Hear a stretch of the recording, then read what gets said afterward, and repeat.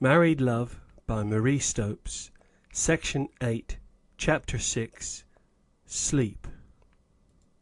He giveth his beloved sleep. The healing magic of sleep is known to all. Sleeplessness is a punishment for so many different violations of nature's laws that it is perhaps one of the most prevalent of humanity's innumerable sufferings. While most of the aspects of sleep and sleeplessness have received much attention from specialists in human physiology, the relationship between sleep and coitus appears to be but little realized. Yet there is an intimate, profound, and quite direct relation between the power to sleep naturally and refreshingly and the harmonious relief of the whole system in the perfected sex act. We see this very clearly in ordinary, healthy man. If for some reason he has to live unsatisfied for some time after the acute stirring of his longing for physical contact with his wife, he tends in the interval to be wakeful, restless, and his nerves are on edge. Then, when the propitious hour arrives, and after the love play, the growing passion expands until the transports of feeling find their ending in the explosive completion of the act, at once the tension of his whole system relaxes, and his muscles fall into gentle, easy attitudes of languorous content, and in a few moments the man is sleeping like a child. This excellent and refreshing sleep falls like a soft curtain of oblivion, and saves the man's consciousness from the jar and disappointment of an anticlimax. But not only is this sleep a restorative after the strenuous efforts of the transport, it has peculiarly refreshing powers, and many men feel that after such a sleep their whole system seems rejuvenated. But how fare women in this event? When they too have had complete satisfaction, they similarly relax and slumber. But as things are today, it is scarcely an exaggeration to say that the majority of wives are left wakeful and nerve-racked to watch with tender motherly brooding, or with bitter and jealous envy, the slumbers of the men who, through ignorance and carelessness, have neglected to see that they too had the necessary resolution of nervous tension. Many married women have told me that after they have had relations with their husbands, they are restless, either for some hours or for the whole night, and I feel sure that the prevalent failure on the part of many men to effect orgasms for their wives at each congress must be a very common source of the sleeplessness and nervous diseases of so many married women. The relation between the completion of the sex act and sleep in woman is well indicated in the case of Mrs. A., who is typical of a large class of wives. She married a man with whom she was passionately in love. Neither she nor her husband had ever had connection with anyone else, and while they were both keen and intelligent people with some knowledge of biology, neither knew anything of the details of human sex union. For several years her husband had unions with her which gave him some satisfaction and left him ready at once to sleep. Neither he nor she knew that women should have an orgasm, and after every union she was left so on edge and sleepless that never less than several hours would elapse before she could sleep at all, and often she remained wakeful the whole night.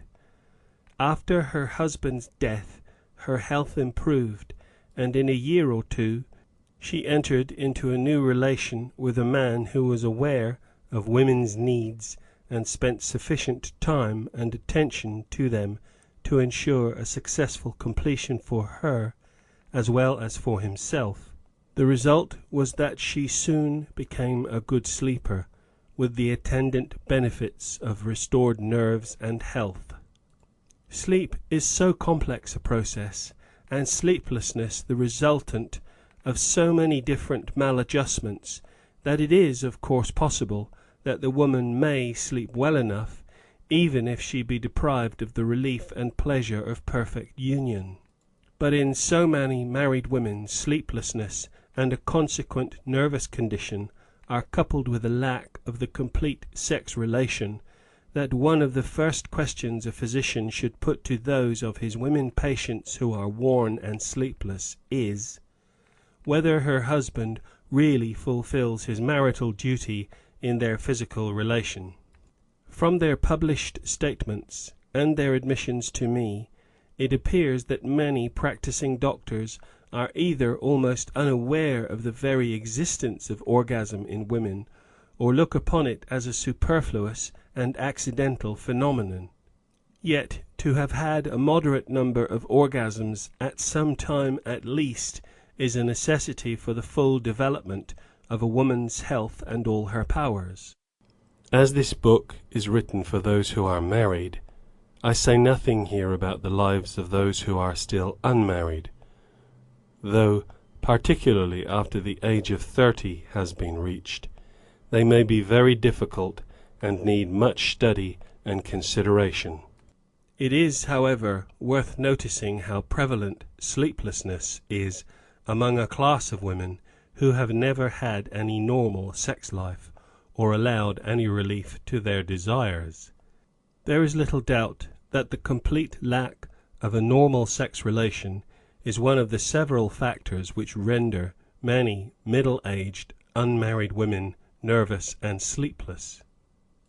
Yet for the unmarried woman, the lack is not so acute, nor so localized as it is for the married woman, who is thwarted in the natural completion of her sex functions after they have been directly stimulated. The unmarried woman, unless she be in love with some particular man, has no definite stimulus to her sex desires beyond the natural upwelling of the creative force. The married woman, however, is not only diffusely stirred by the presence of the man she loves, but is also acutely, locally, and physically stimulated by his relation with her. And if she is then left in mid-air, without natural relief to her tension, she is in this respect far worse off than the unmarried woman. When a wife is left sleepless through the neglect of the mate who slumbers healthily by her side, it is not surprising if she spends the long hours reviewing their mutual position, and the review cannot yield her much pleasure or satisfaction, for, deprived of the physical delight of mutual orgasm, though perhaps, like so many wives, quite unconscious of all it can give, she sees in the sex act an arrangement where pleasure, relief, and subsequent sleep are all on her husband's side, while she is merely the passive instrument of his enjoyment.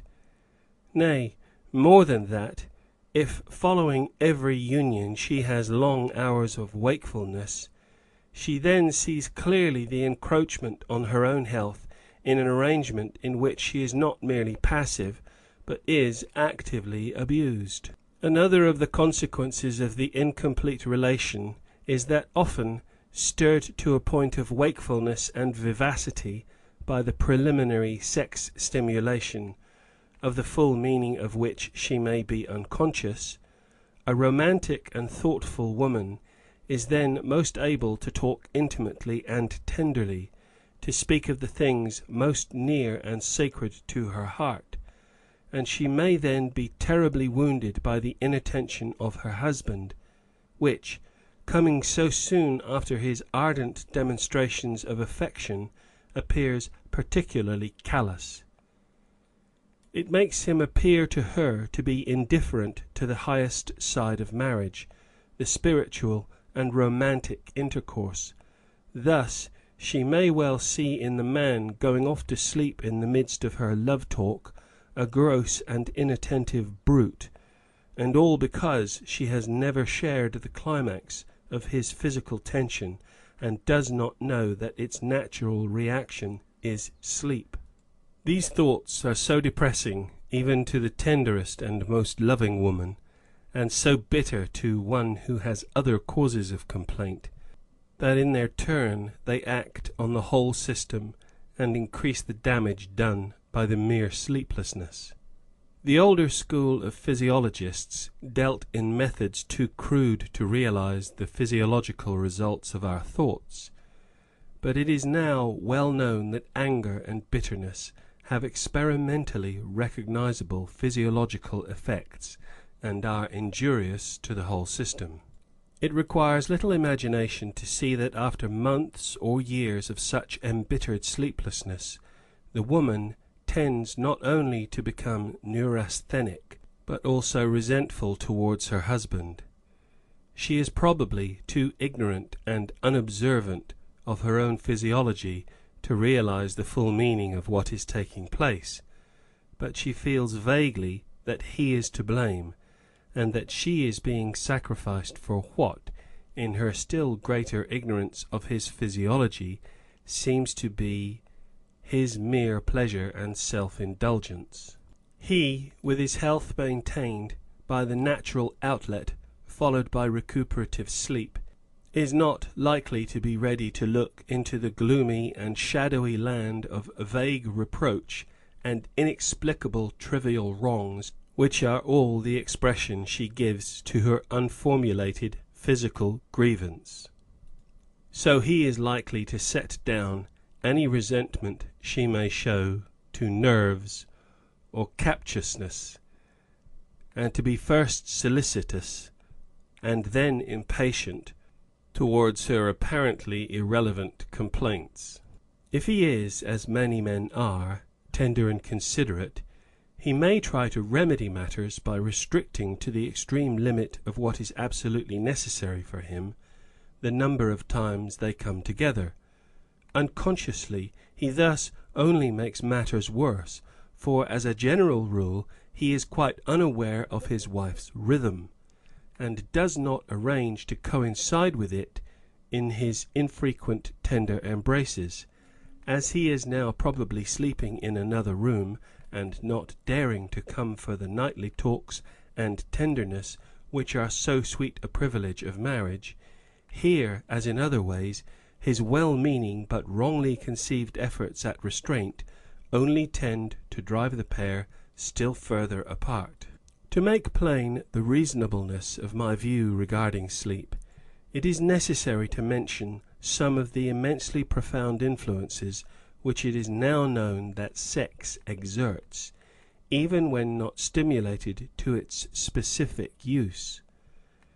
In those who are deprived of their sex organs, particularly when young, many of the other features and organs of the body develop abnormally or fail to appear. Castrated boys, eunuchs, when grown up, tend to have little or no beard or moustache, or to have high-pitched voices and several other characters which separate them from normal men. The growth of organs and structures so remote from the sex organs as, e.g., the larynx, have been found to be influenced by the chemical stimulus of secretions from the sex organs and their subsidiary glands. These secretions are not passed out through external ducts, but enter the blood system directly. Such secretions passing straight from the ductless glands into the vascular system are of very great importance in almost all our bodily functions. They have recently been much studied, and the general name of hormones given to them by Starling. See Professor Ernest H. Starling's Croonian Lecture to the Royal Society, 1905. The idea that some particular secretions or humours are connected with each of the internal organs of the body is a very ancient one, but we have even yet only the vaguest and most elementary knowledge of a few of the many miracles performed by these subtle chemical substances. Thus we know that the stimulus of food in the stomach sends a chemical substance from one ductless gland in the digestive system, chasing through the blood to another gland, which prepares a different digestive secretion further on. We know that the thyroid gland in the neck swells and contracts in very sensitive relation with the sex organs. We know that some chemical secretion from the developing embryo, or the tissue in which it grows, sends its chemical stimulus to the distant mammary glands of the mother. We know that if the ovaries of a girl or the testes of a boy are completely cut out, the far-reaching influences their hormones would have exerted are made evident by the numerous changes in the system and departures from the normal which result from their lack.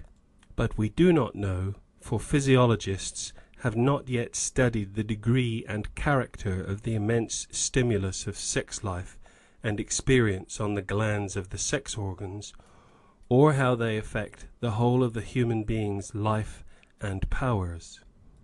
The Mendelians and the mutationists, who both tend to lay so much, and I think such undue, stress on morphological hereditary factors, seem at present to have the ear of the public more than the physiologists.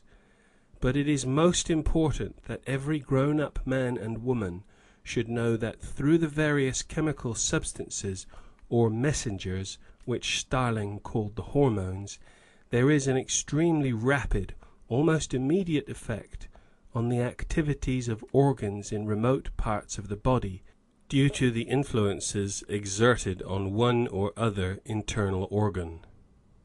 It is therefore clear that any influences exerted on such profoundly important organs as those connected with sex must have far-reaching results in many unexpected fields. What must be taking place in the female system as a result of the completed sex act? It is true that in coitus woman has but a slight external secretion, and that principally of mucus, but we have no external signs of all the complex processes and reactions going on in digestion and during the production of digestive secretions, when, as is the case in orgasm, we have such intense and apparent nervous, vascular, and muscular reactions. It seems inevitable that there must be correspondingly profound internal correlations. Is it conceivable that organs so fundamentally placed, and whose mere existence we know affects the personal characteristics of women, could escape physiological result from the intense preliminary stimulus and acute sensations of an orgasm? To ask this question is surely to answer it. It is to my mind inconceivable that the orgasm in woman, as in man, should not have profound physiological effects. Did we know enough about the subject, many of the nervous breakdowns and neurotic tendencies of the modern woman could be directly traced to the partial stimulation of sexual intercourse without its normal completion, which is so prevalent in modern marriage. This subject and its numerous ramifications are well worth the careful research of the most highly trained physiologists. There is nothing more profound or of more vital moment to modern humanity as a whole than is the understanding of the sex nature and sex needs of men and women. I may point out as a mere suggestion that the man's sex organs give rise to external and also to internal secretions. The former only leave the glands which secrete them as a result of definite stimulus. The latter appear to be perpetually exuded in small quantities and always to be entering and influencing the whole system. In women, we know there are corresponding perpetual internal secretions, and it seems evident to me that there must be some internal secretions which are only released under the definite stimulus of the whole sex act.